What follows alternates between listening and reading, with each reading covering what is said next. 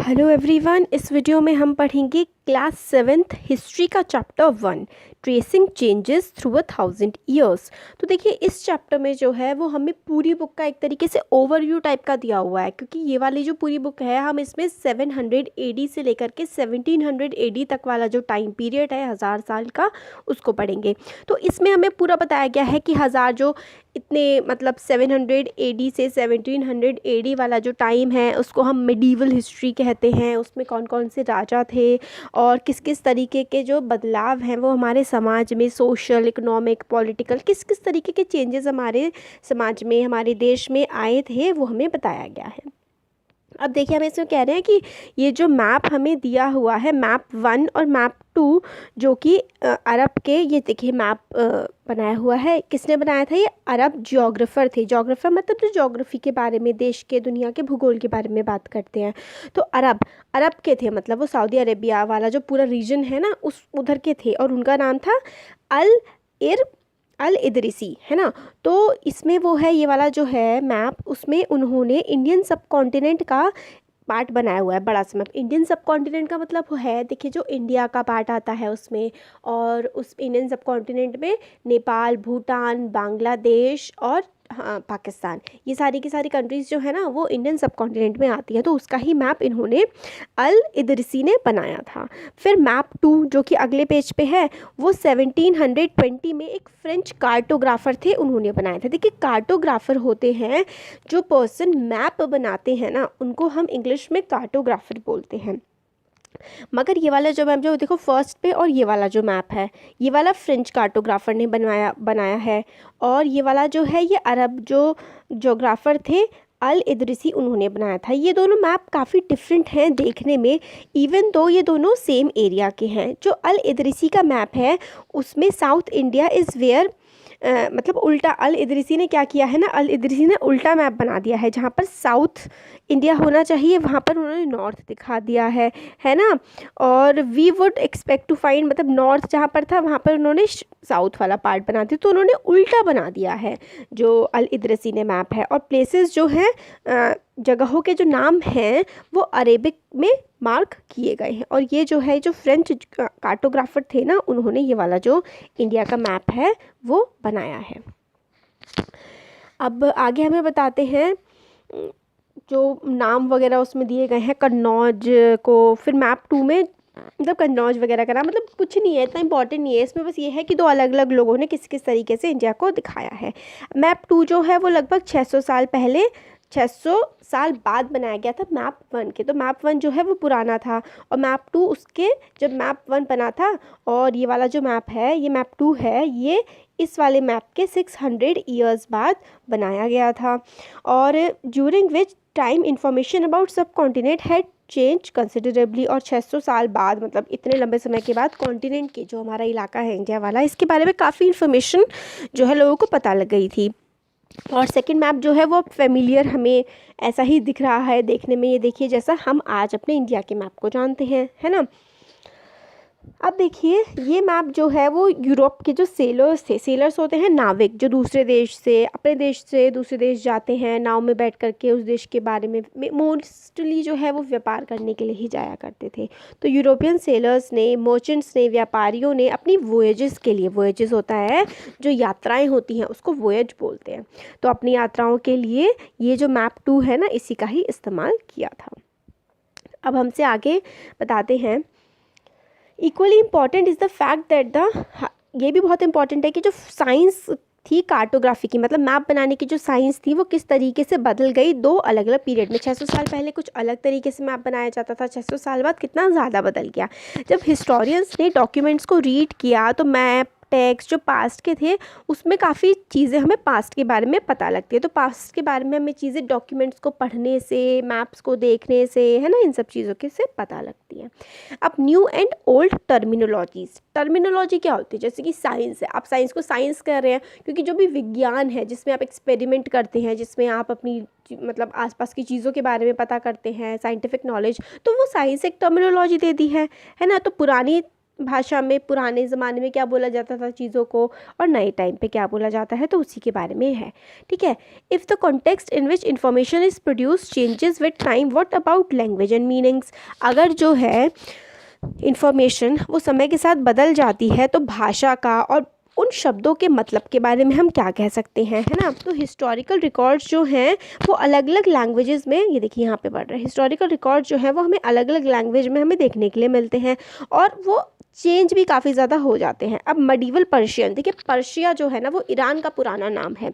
तो medieval time, आज से लगभग 1000 साल पहले की अगर हम बात करें, तो for example is different from modern Persian.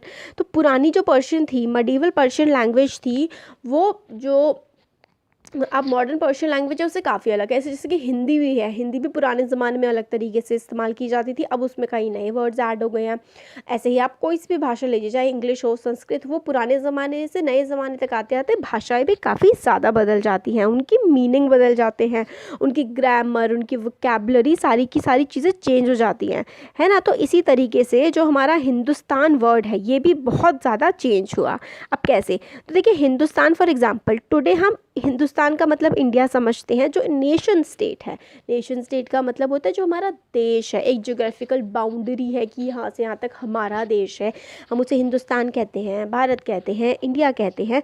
तो अलग अलग नाम, मगर पहले हिंदुस्तान को क्या कहा जाता था। 13th सेंचुरी में, 13वीं शताब्दी में मिन्हाज ई सिराज एक क्रॉनिकलर थे। देखिए क्रॉनिकलर वो लोग होते हैं जो हिस्ट्री को लिखते हैं, समय के बारे में जो लिखते हैं कि क्या क्या किस किस समय पर रहा। तो मिन्हाज ई सिराज ने, जो पर्शियन में लिखते थे, उन्होंने लिखा था कि जो इलाके हैं पंजाब, हरियाणा और गंगा और यमुना के बीच का इलाका है, उसको उन्होंने जो है किसके नाम से बुलाया था, और डोमिनियंस ऑफ दिल्ली सल्तनत, मतलब पॉलिटिकल सेंस में डोमिनियंस ऑफ दिल्ली सल्तनत का मतलब जो एक तो दिल्ली सल्तनत का पूरा खुद का जो अधिकार था, और फिर ऐसे लोग जो दिल्ली सल्तनत का हक मानते थे अपने ऊपर, जैसे कि राज्य होते हैं ना कि एक राजा है उस राज्य का और एक महाराजा है, मतलब जैसे कि एक दूसरा राजा है और हम मान रहे हैं कि भाई हाँ कि हम आपके अंडर आते हैं।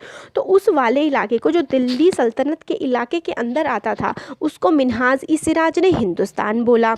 अब these the areas included in the term shifted with the extent of सल्तनत, और ये जो एरिया, हिंदुस्तान का एरिया बदलता रहा, जैसे कि जब सल्तनत ने और कब्जा कर लिया इलाके पे तो इन्होंने उसको भी हिंदुस्तान बोल दिया, है ना।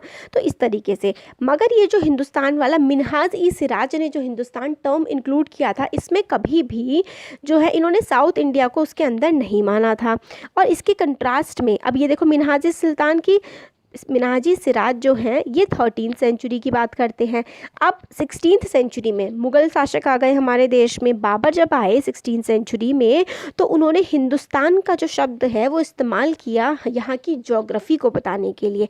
फ़ौना होता है जानवर, फ्लोरा होता है जो आसपास के फूल वगैरह होते हैं, उनको हम फ्लोरा बोलते हैं, फ़ौना यहाँ के जानवर। तो ज्योग्राफी, इलाके को, इंडिया के ज्योग्राफी को, यहाँ का कल्चर कैसा है, हम लोग किस तरीके के कल्चरल प्रैक्टिसेस, जैसे कि कौन सा धर्म मानते हैं, किस तरीके के रीति रिवाज हम फॉलो करते हैं, वो हमारा कल्चर होता है। इनहेबिटेंट ऑफ द कॉन्टिनेंट का मतलब है यहाँ पर रहने वाले लोगों के बारे में, जो यहाँ पे रहने वाले लोग हैं, यहाँ की ज्योग्राफी है, यहाँ के जानवर हैं, उन सब चीज़ों को मिला करके बाबर ने इसको हिंदुस्तान कहा। फिर बाद में 14th सेंचुरी में, अब 14th सेंचुरी के जो पोएट थे अमीर खुसरो, उन्होंने हिंद शब्द का इस्तेमाल किया था ज्योग्राफिकल एरिया जो है इंडिया को बताने के लिए, है ना। तो अब इंडिया जो है, पहले हिंदुस्तान में क्या था, और दूसरी चीज़ें जैसे कि ज्योग्राफी को बताने के लिए हिंदुस्तान का इस्तेमाल कर लेते थे, इलाके को बताने के लिए कर लेते थे। अब क्या है, अब हम पूरे देश के लिए हिंदुस्तान का इस्तेमाल करते हैं। तो देखिए मैंने आपको भी थोड़ी देर पहले बताया था कि जो टर्म्स हैं, टर्म्स के मीनिंग हैं, वो समय के साथ किस तरीके से बदलते जाते हैं। मगर हिस्टोरियन अब जो है वो carefully have to be careful about the terms because they meant different things in the past. अब टर्म्स के साथ हिस्टोरियंस को बहुत ही ध्यान से रखना पड़ता है चीज़ों को, क्योंकि पहले चीज़ों को अलग टर्म्स का मतलब अलग होता था और अब अलग है। अब जैसे एग्जांपल के लीजिए फॉरेनर, फॉरेनर का मतलब होता है विदेशी। तो आज के ज़माने में तो फॉरेनर का मतलब होता है जो दूसरे देश का है, मतलब हमारे लिए इंडियंस के लिए फॉरेनर कौन होगा, जो इंडिया का नहीं है, जो इंडिया के बाहर का है, वो हमारे लिए फॉरेनर होगा। मगर पुराने ज़माने में फॉरेनर वो कोई भी इंसान होता था जो उनके इलाके का नहीं होता था। जैसे कि आप एक ही देश के, इंडिया के ही एक गांव के लोग दूसरे गांव के लोगों को क्या कह देंगे, अजनबी कह देंगे, या फिर फिरंगी, या फिर कुछ भी कह देंगे। वो उनके लिए क्या हो गया, स्ट्रेंजर हो गया। स्ट्रेंजर है जिसे वो नहीं जानते तो वो फॉरेनर हो गया। तो समवन, यहाँ पे देखें, someone who was not part of society और कल्चर। देखिए, someone who was not part of society और कल्चर, हिंदी में परदेसी टर्म डिस्क्राइब किया जाता है, या फिर पर्शियन में उसे अजनबी हम बोलते हैं। तो पहले ज़माने में जो आपके इलाके का नहीं होता था वो आपके लिए फॉरेनर होता था। और सिटी ड्वेलर होता है मतलब शहर में रहने वाले लोगों के लिए गांव में रहने वाला जो है वो अजनबी हो गया, तो वो फॉरेनर हो गया। फॉरेस्ट में रहने वालों के लिए सिटी में रहने वाला, तो आप जिस इलाके में रह रहे हैं वहाँ के लोग आपके मतलब आपके इलाके के हैं, और बाहर वाला कोई भी है वो फॉरेनर है। तो अब देखिए फॉरेनर का मतलब किस तरीके से बदल चुका है। अब हिस्टोरियंस एंड देयर सोर्सेज, अब हिस्टोरियंस जो है वो किस क्या क्या चीज़ें यूज़ करते हैं और उनके क्या क्या सोर्सेज होते हैं चीज़ों को पता लगाने के। ठीक है, हिस्टोरियन अलग अलग तरीके के सोर्सेज का इस्तेमाल करते हैं और उनकी स्टडी जो डिपेंड करती है, और इन्वेस्टिगेशन, मतलब बहुत सारे सोर्सेज का हिस्टोरियंस इस्तेमाल करते हैं कोई भी चीज़ पर पहुंचने के लिए। जैसे कि गुप्ता डायनेस्टी, हर्षवर्धन, हम लोगों ने पिछली बार पढ़ा था किताब में, सिक्स क्लास की जो हिस्ट्री है उसमें है एंशिएंट हिस्ट्री, और जो हमारी 7th है उसमें मिडिवल है, और 8th में जो है वो मॉडर्न आ जाती है। मॉडर्न मतलब जो इंडिया की इंडिपेंडेंस वाला जो पार्ट है ना। तो किस तरीके से क्या क्या चीज़ों का इस्तेमाल करते हैं हमारे जो हिस्टोरियंस हैं, किस किस चीज़ से पता लगाते हैं कि हिस्ट्री। तो देखिए, कॉइन्स से, inscription, architecture, textual records and information, तो इन सब चीज़ों का इस्तेमाल जो है मोस्टली किया जाता है। कॉइन, सिक्के किस तरीके थे, इंस्क्रिप्शन क्या क्या लिखा गया है उस समय के बारे में, वहाँ का आर्किटेक्चर मतलब इमारतें, बिल्डिंग्स कैसी बनी हुई है, टेक्स्ट, ये सारी चीज़ों से उस पीरियड के बारे में हमें पता लगता है। काफ़ी सारे रिकॉर्ड्स हमें बताते हैं उस पीरियड के बारे में, मेनली यही है इसमें, है ना। अब वैल्यू ऑफ पेपर, पहले क्या होता था, पेपर इतना कुछ इन्वेंशन वगैरह जब तक नहीं हुआ था तब तक सिक्कों पर लिखा जाता था, पेड़ों के तनों पर लिखा जाता था, और जब से पेपर आ गया है तब से क्या है, काफ़ी आसान हो चुका है चीज़ों को स्टोर करके रखना, इन्फॉर्मेशन जो है वो रखना। अब लोग क्या है लिखते थे होली टेक्स्ट। होली टेक्स्ट होता है जैसे कि आप जो धर्म मानते हैं उस धर्म की कोई भी किताब है, अगर आप जैसे हिंदू हैं तो आपके लिए गीता हो गया, मुस्लिम्स के लिए कुरान हो गया, है ना, और इसी तरीके से क्रिश्चियंस के लिए बाइबल हो गई, तो वही आपके होली टेक्स्ट होते हैं। और क्रॉनिकलर्स, तो होली टेक्स्ट से हमें लोगों के बारे में पता लगता है। क्रॉनिकलर्स ऑफ रूलर्स, क्रॉनिकल का देखिए, क्रॉनिकल का मतलब होता है एक समय के बारे में अगर आप बात करते हैं ना तो वो क्रॉनिकल होता है। तो रूलर्स का जो चल रहे थे रूल्स, उनके बारे में जो लिखा जाता है। लेटर्स और टीचिंग्स ऑफ सेंट्स, जो एक दूसरे को खत लिखे जाते हैं, और जो संत होते हैं उनकी जो टीचिंग्स होती हैं, और पिटीशन, जुडिशियल रिकॉर्ड, ये सारी की सारी चीज़ों से हमें समय के बारे में पता लगता है ना। अब मैन्यूस्क्रिप्ट्स होती हैं जो चीज़ें हाथ से लिखी जाती हैं, वो वेल्दी लोग अपने पास रखा करते थे मोनेस्ट्रीज़ में। मोनेस्ट्री और टेम्पल, जैसे कि मोनेस्ट्री होती थी जहाँ पर जो साधु वगैरह लोग रहते थे ना, मोस्टली जैन और बुद्धिज़्म में मोनेस्ट्रीज़ में लोग रहते थे, तो वहाँ पर जो है इन्फॉर्मेशन को कलेक्ट करके रखा जाता था। अब आर्काइव्स होती हैं ऐसे जगह जहाँ पर डॉक्यूमेंट्स को, मैन्यूस्क्रिप्ट को स्टोर कर करके रखा जाता है ना। पहले ज़माने में क्या होता था, प्रिंटिंग प्रेस तो होती नहीं थी, तो जो स्क्राइब्स होते हैं ऐसे लोग जो इन्फॉर्मेशन को जैसे उतारते हैं ना, जैसे कॉपी करने का काम जो किया करते थे, जैसे कि आप अपने फ्रेंड के होमवर्क कॉपी कर लेते हैं, उसी तरीके का काम स्क्राइब्स किया करते थे। अब स्क्राइब जो है वो हाथ से लिखा करते थे। तो कई बार क्या होता है, जैसे आपको भी अपने फ्रेंड की राइटिंग समझ नहीं आती तो आप कुछ अपने हिसाब से समझ के लिख लेते हैं। तो पहले ऐसे ही होता था कि स्क्राइब्स लिखा करते थे, उनको पहले की वाली बात समझ नहीं आती थी तो वो लोग क्या करते थे कि जो उनको समझ आए वो लिख दिया। तो इसी तरीके से सदियों तक जब वो राइटिंग कॉपी होती जाती थी तो चीज़ों का मतलब पूरी तरीके से कई बार बदल ही जाता था, है ना। तो अब देखिए ये दो चीज़ें इसमें काफ़ी इंपॉर्टेंट है, different kind of hand writing. आप देखिए अरेबिक में, जो अरेबिक और पर्शियन की रीडिंग में, तो नाश्ता लिख और निकश्ते, है ना। नस्तालिक NASTALIQ, नस्तालिक और शिकस्ते, ये क्या है, फॉर्म्स ऑफ राइटिंग है। ये इंपॉर्टेंट है, आपको याद रखनी है कि नस्तालिक और शिकस्ते क्या चीज़ें हैं। तो नस्तालिक और शिकस्ते जो है वो फॉर्म्स ऑफ राइटिंग है हमारी, है ना। अब इसमें वही है कि सीरियस प्रॉब्लम ये थी कि मैच नहीं करती थी चीज़ें, और जो सब ओरिजिनल मैन्यूस्क्रिप्ट थी वो बची नहीं है। तो हम लोगों को हिस्ट्री कई बार समझ में अच्छे से नहीं आ पाती, क्योंकि अपना मिर्च मसाला लगा के भी राइटर्स लिख देते थे, तो एक्चुअल में ओरिजिनल चीज़ क्या थी वो कई बार हम लोगों को मिल नहीं पाती है। अब देखिए 14th सेंचुरी के क्रॉनिकलर जो मतलब समय के बारे में लिखते थे, ज़ियाउद्दीन बरानी, उन्होंने अपना जो फर्स्ट क्रॉनिकल है वो लिखा था 1356 में, और उसका अनदर वर्जन जो है 2 साल बाद। मगर जो दूसरे मतलब ये दोनों वर्जन आपस में इतने ज़्यादा मतलब अलग हैं कि फर्स्ट वर्जन जो है मतलब यही इसमें बताया गया है कि जो सही बात लिखी जाती थी ना, वो दूसरे स्क्राइब, दूसरे लोग उसको रिपीट करते करते, क्योंकि हाथ से लिखते थे, इतना बदल जाता था कि ओरिजिनल चीज़ से बदल के चीज़ कुछ और ही हो जाया करती थी, मतलब काफ़ी ज़्यादा चीज़ें चेंज हो जाती थी। अब new social and political groups, अब जब हम 1000 ईयर की हिस्ट्री पढ़ते हैं 700 से 1750 की, तो हिस्टोरियन के पास एक बड़ा चैलेंज होता है कि कैसे बताएं भाई, सोसाइटी में इतने लार्ज स्केल डेवलपमेंट्स हो रहे थे, कितनी नई नई चीज़ें, टेक्नोलॉजी हम लोगों के सामने देखने के लिए हमें मिल रही थी। जैसे कि पर्शियन व्हील जो था वो इरिगेशन के लिए इस्तेमाल किया गया था, सिंचाई के लिए पर्शियन व्हील का इस्तेमाल किया गया था। ये यूपीएससी में 2015 में शायद क्वेश्चन आया था कि पर्शियन व्हील किस चीज़ के लिए आप यूज़ करते हैं। तो पर्शियन व्हील का इस्तेमाल जो है वो इरिगेशन के लिए किया जाता था, स्पिनिंग व्हील का वीविंग के लिए, बुनाई करने के लिए।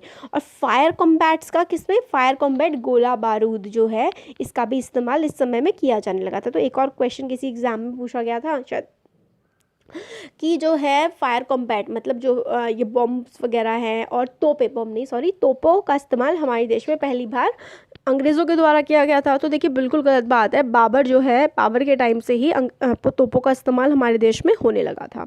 तो हमारे देश में क्या क्या लेके आए ये लोग, पर्शियन व्हील लेके आए इरिगेशन करने के लिए, स्पिनिंग व्हील लेकर के आए वीविंग करने के लिए, फायर कॉम्बैट्स इन देखिए फायर आर्म्स मतलब गोला बारूद जो होता है, कॉम्बैट लड़ाइयों में फायर आर्म्स का इस्तेमाल करने हुआ जाने लगा। अब नया फूड और बेवरेजेस, फूड खाना, बेवरेजेस होता है जो पीने की चीज़ होती है ना, उसको हम बेवरेज बोलते हैं। तो हमारा जो सब कॉन्टिनेंट है मतलब हमारे इंडिया में, हमारे आसपास के रीजन में कौन कौन सी नई चीज़ें, फसलें उगाई गई मतलब लाई गई, जैसे कि potato, corn, chilli, tea, coffee. अब देखिए टी, कॉफ़ी है ना, चाय और कॉफ़ी हो गई है, और आलू, और कौन होता है मक्का, और चिलीज मिर्ची। तो ये सारी की सारी चीज़ें जो हैं कि हमारे देश में विदेशों से लाई गई थी। अब देखिए आप थोड़ा सा एक फ़नी सी बात मैं आपसे शेयर करूँगी, चाय कॉफ़ी ये हमारे देश में आज से मैक्सिमम 500 साल पहले इंट्रोड्यूस की गई, और हम लोग अपने व्रतों में किस तरीके से कह के मतलब चाय कॉफ़ी पी लेते हैं कि भाई ये तो व्रत की चीज़ें हैं, जो हमारे देश में पहले सिर्फ 500 साल पहले आया था उसको हम व्रत में खा लेते हैं। अब जैसे पटेटो हमारे देश की फसल नहीं है, हम पटेटो भी खा लेते हैं व्रत में, है ना। कौन होता है मक्का, जैसे कि जिससे आप पॉपकॉर्न बनाते हैं ना।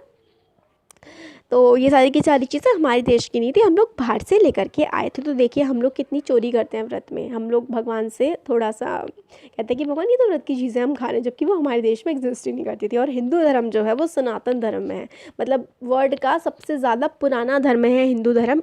एक टाइमलाइन भी नहीं पता है हमें कि कब से, कितनी सदियों से, कितने हज़ार साल पहले से हिंदू धर्म को दुनिया में माना जा रहा है, और हम लोग 500 साल पहले आई हुई हमारे देश की चीज़ को कहते हैं व्रत में खा सकते हैं।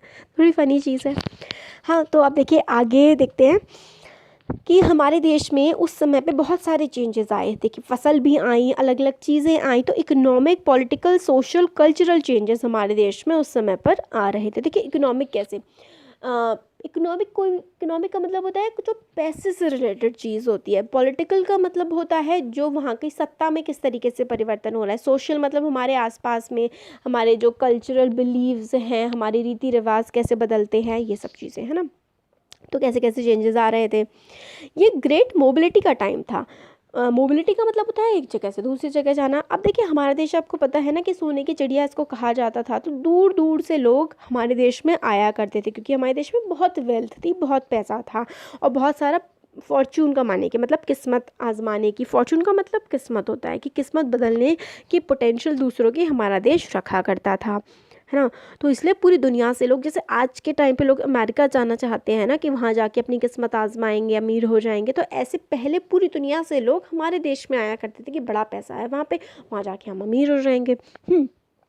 तो इस तरीके से हमारे देश में आया करते थे लोग। अब जैसे कि राजपूत जो है, इन 700 से 1700 साल वाला जो पीरियड है, 1000 साल का, राजपूत बहुत डोमिनेंट हो गए। और ये राजपूत जो वर्ड है वो डिराइव हुआ है राजपुत्र से। राजपुत्र का मतलब होता है सन ऑफ रूलर, राजा का बेटा, है ना। तो ये लोग पहले सिर्फ राजा राजपूत जो है वो जो रूलिंग क्लास होती थी उनके लिए इस्तेमाल होता था, बट बाद में वॉरियर क्लास, जिसको क्षत्रिय कहते थे, जो लड़ाइयों में पार्टिसिपेट किया करते थे, वो लोग भी खुद को जो है राजपूत कहने लगे। और इसी टाइम पे मतलब किस जो है पोएट्स वगैरह वो कैसे डिस्क्राइब करते हैं इनको, extreme valour and great sense of loyalty were the qualities attributed to Rajput. तो वेलर का मतलब होता है एक तरीके से साहस, हिम्मत, और सेंस ऑफ लॉयल्टी मतलब ये है कि किसी के प्रति आपकी वफादारी। लॉयल्टी का मतलब वफादारी होता है, वेलर का मतलब होता है कि आप बहुत ही ज़्यादा स्ट्रॉन्ग हैं, साहसी हैं। तो इस तरीके की जो है डिपिक्ट किया जाता है, जैसे मूवीज़ में भी राजपूतों को डिपिक्ट किया जाता है ना। तो इसी टाइम पर मराठा, सिख, जाट, अहोम ये जो है काफ़ी ज़्यादा पॉपुलर होने लगे। अब हैबिटाट की बात आई, इसी समय पर 1000 साल पहले जंगलों की बड़ी ज़्यादा कटाई होने लगी थी। ग्रेजुअल क्लीनिंग ऑफ फॉरेस्ट जो है वो स्टार्ट हो गया था एग्रीकल्चर में लाने के लिए, मतलब खेती बाड़ी करने के लिए जंगलों की काफ़ी ज़्यादा कटाई होने लगी थी। तो जो फॉरेस्ट ड्वेलर्स थे, मतलब फॉरेस्ट के इलाकों में रहने वाले जो लोग थे, उन्होंने माइग्रेट करना स्टार्ट कर दिया। माइग्रेट करने का मतलब होता है जिस जगह आप रह रहे हैं उस जगह से किसी और जा कर के कहीं और पर जा कर के आप बस जाएं। तो माइग्रेशन स्टार्ट हुआ, टिलिंग स्टार्ट हुई, लैंड की खुदाई स्टार्ट हुई, और लोग क्या बनने लगे, पीजेंट बनने लगे, किसान बनने लगे। जिनके पास ज़्यादा ज़मीनें थी वो अमीर पीजेंट हो गए, है ना। और काफ़ी ज़्यादा उनकी वर्चस्व हो गया अपने इलाके में। और चीफ्टन, प्रीस्ट, मोनेस्ट्री, टेम्पल, इन सब का भी इन्फ्लुएंस जगह जगह बहुत ज़्यादा बढ़ने लगा। पंडितों का इन्फ्लुएंस बढ़ा, टेम्पल्स का इन्फ्लुएंस बढ़ा, और जो बड़े बड़े किसान बन गए उनसे टैक्स लेना स्टार्ट कर दिया राजाओं ने, लोकल लॉर्ड्स ने। अब इसकी वजह से क्या हुआ, इकोनॉमिक और सोशल डिफरेंस भी काफ़ी ज़्यादा इमर्ज होने लगे पीजेंट्स के बीच में। अब कोई पीजेंट अमीर हो गया, कोई पीजेंट गरीब हो गया, तो अमीर गरीब की वजह से उनके बीच में क्या भेदभाव भी, डिफरेंसेस भी काफ़ी ज़्यादा आने लगे। कुछ लोग के पास बहुत ज़्यादा कैटल होते थे, गाय भैंस हुआ करते थे, और मतलब एग्रीकल्चर के लिए इक्विपमेंट्स हुआ करते थे। तो उन लोगों की जो है मतलब ओहदा अपने समाज में काफ़ी ज़्यादा बढ़ने लगा। अब इसी टाइम पे क्या हुआ, जातियों का सब डिविज़न होने लगा, है ना। जातीज और सब कास्ट एंड रैंक्ड बैकग्राउंड, जो आपका ऑक्यूपेशन है, आप क्या काम करते हैं, उसके हिसाब से जातियों का बंटवारा भी होने लगा इसी समय पर। कुछ जातियां बहुत ज़्यादा प्रोमिनेंट हो गई किसी इलाके में, और कुछ जातियां काफ़ी मतलब उनको नीचा समझे जाने लगा। जाति एक इलाके में, हर जाति का जो है एरिया टू एरिया वेरी करती थी जातियाँ। एक इलाके में अगर किसी की बहुत ज़्यादा इज्जत है तो दूसरे में उसे बहुत नीचा भी मान सकते हैं। और जातियाँ जो थीं वो अपने रूल्स वगैरह जो है खुद ही फ्रेम किया करती थी, और जाति के एक कम्युनिटी के मेंबर्स ही सारे के सारे रूल्स एंड लॉज वगैरह रेगुलेट किया करते थे। और जाति पंचायत बना करती थी, जैसे कि आप खाप पंचायत खैर वो तो बहुत ही घटिया मतलब ख़राब चीज़ है। जाति पंचायत होने लगी, उसमें क्या होगा कि एक जाति के लोग के जो हेड थे वो अपनी जाति के लिए रूल्स वगैरह सारे के सारे बनाने लगे। और विलेज वर गवर्न बाय चीफ्टेन मतलब जो काफ़ी इन्फ्लुएंशियल प्रभावी लोग हुआ करते थे, उनमें एक विलेज के हेड हो जाते थे, और इस तरीके से काम चलने लगा था। अब काफ़ी बड़ा वीडियो हो गया, नेक्स्ट वाला जो पार्ट है एक और नेक्स्ट वीडियो में मैं कवर कर दूँगी। Thank you.